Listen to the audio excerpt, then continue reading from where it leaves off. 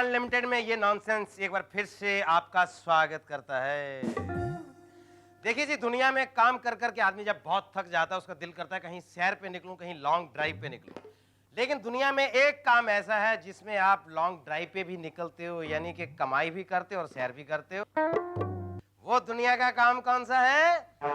100% right. Truck driver देखिए जी, कमाई भी करते हैं और सैर पे भी रोज निकलते हैं। मतलब बीवी से भी बचे रहते हैं कितने कितने दिन बेचारे। सारी दुनिया में ट्रक चलते हैं, लेकिन हिंदुस्तान में ट्रकिंग बिजनेस बड़ा डिफरेंट तरह का है। हमारे यहाँ ट्रक ऐसे चलते हैं, जैसे ही ट्रक सड़क पे उतरता है लोग सड़क से उतर जाते हैं। भैया इसको जाने दो, वरना ये जान नहीं देगा, जान ले लेगा। हमारा सिस्टम कुछ अलग तरह का। हमारे ट्रक इतने हमारे कल्चर से भरे हुए होते हैं, इतने अच्छे अच्छे शेर लिखे होते हैं, कईयों ने जोक्स लिखे होते हैं, लंबी लंबी कविता लिखी होती है। एक ट्रक के पीछे मैंने एक दिन पढ़ा, बहुत मजा आया पढ़ के। उस पे लिखा था, दिल एक को दे किसी नेक को दे, दिल एक को दे किसी नेक को दे। ये कोई प्रसाद नहीं है भैया, हर एक को दे। एक ट्रक के पीछे लिखा, मतलब ये तो कईयों के पीछे लिखा होता है। वैसे बुरी नजर वाले तेरा मुंह काला, आदमी पढ़ रहा होता तो खुद ही धुआं छोड़ के मुंह काला कर देंगे। एक ट्रक के पीछे मैंने लिखा हुआ पढ़ा था जी, बच्चे दो ही काफी। साथ में ये भी लिखा था, छोटा परिवार सुखी परिवार। उसके नीचे लिखा था, सोनू रिंकू टीटू पप्पू मोनू पिंकी और सरोजनी के पापा की गाड़ी।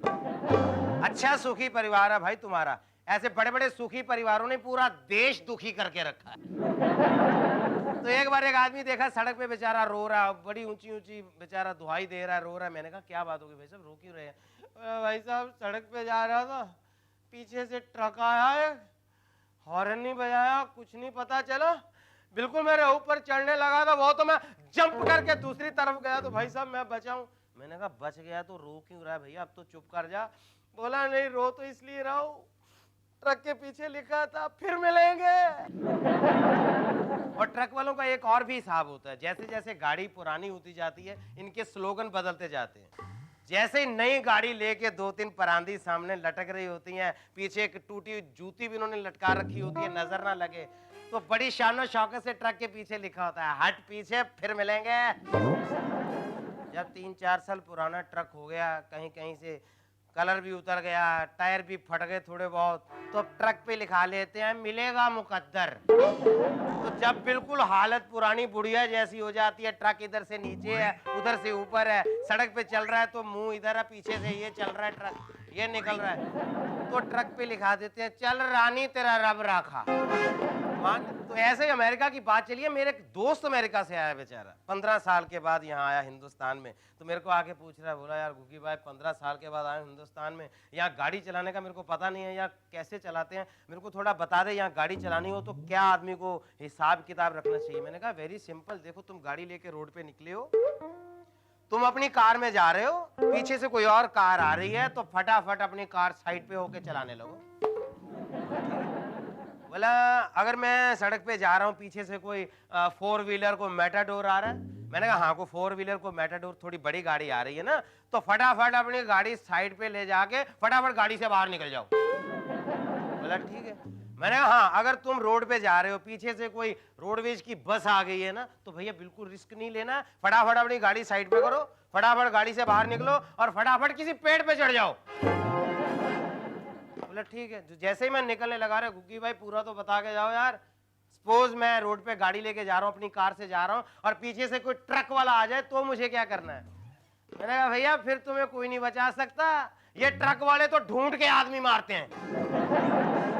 बातें तो अभी और भी बहुत सुना सकता हूँ ट्रक वालों पे, लेकिन क्या करूं, मेरे अपने जो व्यूअर्स हैं जो शो देखते हैं उनमें बहुत से ट्रक वाले भी भैया इतना प्यार करते हैं, लेकिन आज वाले शो के बाद वो प्यार सब खत्म हो जाएगा। बोले घुग्गी को रोज टीवी पे देखते हैं, जिस दिन रोड पे देख गया ना घुग्गी बाद में यही कहना भैया ब्रेक नहीं लगी, ब्रेक नहीं लगी। तो इससे पहले कि इनकी ब्रेक नहीं लगे, मैं ही ब्रेक लगाता हूँ, लेता हूँ आपसे एक छोटी सी ब्रेक। मिलते हैं ब्रेक के बाद।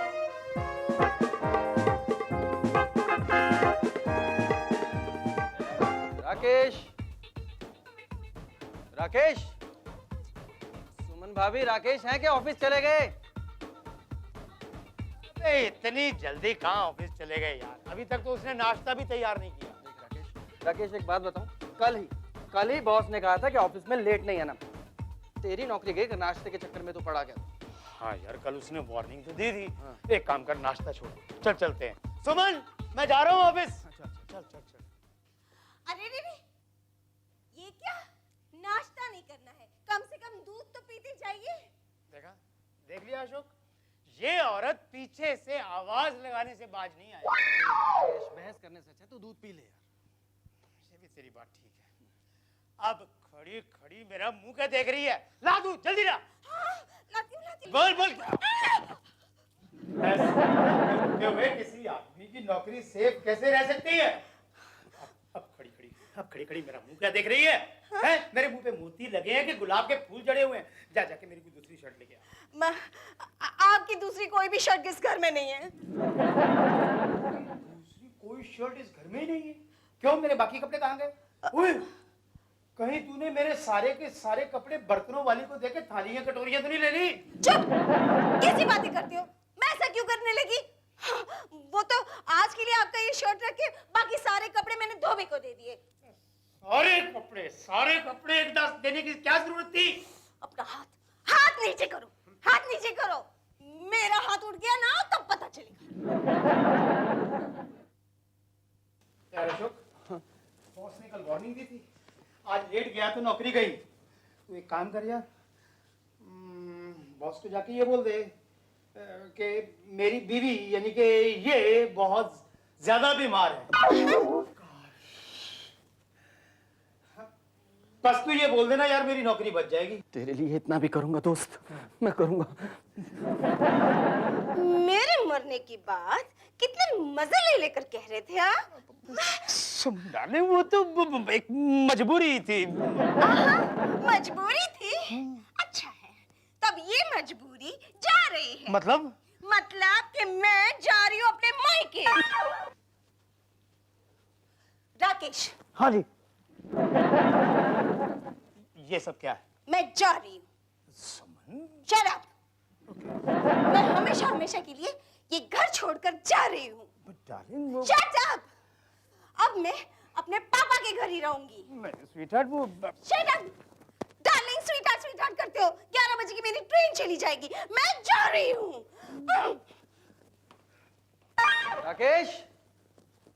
राकेश, सुमन भाभी, राकेश, कहाँ चले गए सब? राकेश, ओए, वो तू यहाँ सो रहा? उठ उठ उठ। अरे अशोक, तू हाँ। और ये तेरी सांस इतनी जोर जोर से क्यों चल रही है? मेरी सांस चल रही है ना, वो चल तो रही है ना, लेकिन जब मैं सच्ची बात बताऊंगा ना तो तेरी चलती हुई सांस ना एकदम से रुक जाएगी। हाँ, बॉस सुमन भाभी का हालचाल पूछने यहाँ पर आ रहे हैं। क्या? हाँ, बॉस सुमन का हाल पूछने यहाँ पर आ रहे हैं। मर गए हैं। ओए, ये बैठने का वक्त नहीं है, खड़ा हो जा, कुछ कर, हमें कुछ करना चाहिए। लेकिन अबे तेरी बीवी नहीं आने वाली, बॉस आने वाला है। मुंह ढक। हाँ, और सुन, जैसी बॉस आएगा ना, जरा दर्द से चिल्लाना, कराना। मर गया, मर गया, क्या नहीं, पट्टे मर गई, मर गई। मर गई, मर गई। Good afternoon sir. Good afternoon, good afternoon. Sir, I am very sorry कि मैं आज ऑफिस नहीं आ पाया सर। No no no no no no problem, no problem at all. सुना है भाभी जी की तबीयत कुछ ज्यादा। भाभी जी का तो देखिए ना सर, किस उम्र में मुझे छोड़ के जा रही है वो। अरे नहीं नहीं नहीं नहीं नहीं, निराशावादी नहीं होते, be positive. I am O positive sir. मेरा मतलब आशावादी बनो, आशावादी बनो। कहाँ है भाभी जी? आइए सर, मैं मिलवाता हूँ आपको। आइए, चलिए चलिए चलिए सर।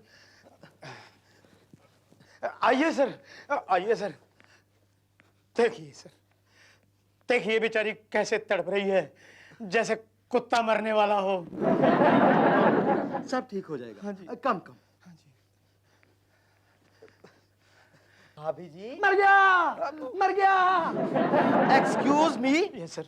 ये तुम्हारी वाइफ मर गया क्यों बोल रही है? वो इसलिए सर कि हाँ सर ये कैथोलिक है, कैथोलिक। ये लोग क्रिश्चियन है सर, ये लोग ऐसे ही बोलते हैं, हम आता है, हम जाता है, हम पीता है, हम खाता है, इसलिए मर गया बोल रही है सर। सुनो जी, ए, तुम यहाँ क्या करने आ गई हो? क्या करने आई हो यहाँ से? जाओ यहाँ, हमारे यहाँ तो कोई रहता ही नहीं है, ये घर नहीं है, ये भूत बंगला, यहाँ कोई नहीं रहता, और हमारे पास पैसा वैसा भी नहीं है जो तुम लोग मांगने चले आते हो। माफ करो बाबा। तुम यहाँ आई क्यों? मेरी ट्रेन छूट गई इसलिए आई। तुम्हारे सॉरी सॉरी के चक्कर में मेरी ट्रेन छूट गई। तुम्हें उससे क्या मतलब? अब मेरे घर में जो भी हो रहा है उससे तुम्हारा कोई लेना देना, तुम्हारा कोई वास्ता होना ही नहीं चाहिए। हाँ, तुम यहाँ आई क्या करने हो? कहा ना मेरी ट्रेन छूट गई इसलिए मैं यहाँ आई। अरे यहाँ नहीं आती तो क्या किसी और के घर जाती? सिचुएशन बड़ी खराब चल रही है, मेरे बॉस आए हुए हैं। तुम्हारे बॉस आए हुए तो मैं क्या करूँ? एक मिनट मिस्टर राकेश, ये औरत कौन है? कौन है ये औरत? सर ये मेरी बहन है। मैं तुम्हारी बहन हूँ? अरे नहीं, तुम समझती क्यों नहीं है बात को? क्या समझू? तुम बीवी को बहन बना रहे हो? दिमाग तो ठीक है तुम्हारा? अरे नहीं, बीवी मर गया। अगर ये तुम्हारी बीवी है तो वो कौन है? मर गया। सर वो भी मेरी बीवी है, मैंने 2 शादियां की हैं। क्या कहा? मैं 1 घंटे के लिए क्या करी? तुमने दूसरी शादी कर ली। अगर मैं 2 दिन के लिए जाती तो तुम क्या कर लेते? अरे सुनो, अरे मेरी बात।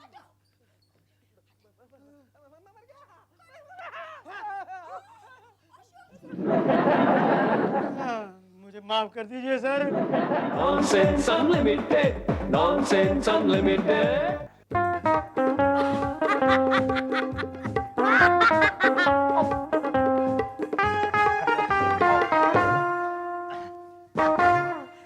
नॉनसेंस अनलिमिटेड में एक बार फिर से आप सबका स्वागत है ब्रेक के बाद। दरअसल मैं इसलिए थोड़ा नॉनसेंस हो गया हूँ, नॉट यू। बड़े सेंसिबल जोक्स आपने भेजे हैं। अभी आपके एसएमएस पढ़ रहा था मैं, जो आपने अच्छे अच्छे एसएमएस हमें भेजे, उनमें से हमने कुछ चुन लिए जो सबके साथ शेयर करना चाहूंगा मैं। सबसे पहला जो आज का चुनिंदा हमारे पास आपका एसएमएस यानी जोक आया है, ये है निधि कोहली, फरीदाबाद, दिल्ली से। ये भाई साहब अंदर बैठे अपने घर में अपना काम वाम कर रहे हैं, कोई बाहर से बेटे के रोने की आवाज आई। छोटा सा बच्चा है बाहर बैठा, इतना भी छोटा नहीं था अभी, छोटा सा बच्चा बाहर रो रहा है। बाप ने सारा काम छोड़ा, भाग के बाहर आया, पता नहीं बच्चा किस मुसीबत में आ गया। जब जाके देखा तो बच्चा ऐसे खड़ा है, सट पूरा चेहरा दुबक के खड़ा है, और नीचे से एक बड़ा सा कुत्ता उसके पांव चाट रहा है। बच्चा रो पापा, पापा को देख के थोड़ा और लाउड हो गया, पापा। तो घर से पूछ रहे हैं, बेटा क्या हुआ? कुत्ते ने काट लिया क्या? काटा कुत्ते ने? नहीं पापा, अभी तो सिर्फ टेस्ट चेक कर रहा है। और अगला जो जोक आपके साथ मैं शेयर कर रहा हूं, ये हमें भेजा है छिंदवाड़ा से, और भेजा है कपिल कुमार ने। ये बोलते हैं जी कि भगवान, सारी सृष्टि बनाई है भगवान ने, तो सबसे पहले भगवान ने ये दुनिया बनाई और भगवान आराम से सो गए। उसके बाद भगवान उठे, उन्होंने आदमी बनाया और भगवान आराम से सो गए। उसके बाद भगवान उठे, उन्होंने औरत बनाई, उसके बाद ना भगवान सोए ना आदमी सोया। और अगला जो जोक हमें भेजा है, ये भेजा हिंदुस्तान की राजधानी, हिंदुस्तान के दिल्ली यानी दिल्ली से, दिल्ली के मोती नगर से हमें ये जोक भेजा है शुभम ने। बोलते हैं कि दुनिया में मिलावट इतनी हो चुकी है, खास तौर से हिंदुस्तान में, और हिंदुस्तान में भी खास तौर से दूध में इतनी मिलावट है कि लोग इसको इजीली एक्सेप्ट कर चुके हैं। अभी बोले एक दिन एक दुकान पे मैंने लिखा देखा, कितनी उन्होंने डेयरिंग ये काम किया था। उन्होंने लिखा हुआ था सरेआम दुकान पे, दुकान वाले ने, असली खालिस दूध 30 रुपए किलो, असली दूध 20 रुपए किलो, और दूध 10 रुपए किलो। और अगला जो आपके साथ मैं शेयर करना चाहता हूं जोक, यानी कि हमारा एसएमएस जो हमें भेजा है पायल ने भुवनेश्वर से। तो ये लिखती हैं जी कि एक पुलिस वाले साहब, हवलदार साहब सड़क पे खड़े हैं, सुबह से कोई मुर्गी फंसी नहीं है उनके पास, परेशान से खड़े हैं बेचारे। तो एक स्कूटर पे जा रहा है, पुराने से स्कूटर पे एक साहब जा रहे हैं, तो आगे जाके उसको रोक रहे हैं, हाथ दे रहे हैं। तो पुलिस वाले की वर्दी देख के तो हर आदमी कांप जाता, बेचारे रुक गए उनके पास जाके, हवलदार साहब के पास जाके। तो हवलदार साहब ने कागज चेक किए गाड़ी के, उनका लाइसेंस चेक किया, इंश्योरेंस भी था, आरसी ठीक थी, लाइसेंस भी था। अब क्या करें, चारों तरफ से घूम के देख रहे हैं, नंबर प्लेट भी बिल्कुल ठीक लिखी हुई है, ब्रेक भी चेक कर रहे हैं, ब्रेक भी बिल्कुल ठीक है। तो सारा इधर उधर से देख के बोले हाँ बिल्कुल ठीक है। बोले कहाँ जा रहे हैं आप? बोला सर मैं जा रहा हूँ सर, कनॉट प्लेस तक जा रहा हूँ। हाँ कनॉट प्लेस तक जा रहे हैं ना, ये कुंडली है, कनॉट प्लेस जाओगे आप, बड़ा लंबा रास्ता है। बोला हाँ सर है, लेकिन जाना तो है ना मुझे। तो अभी आप जा रहे हो तो रात को वापस आओगे? बोला हाँ।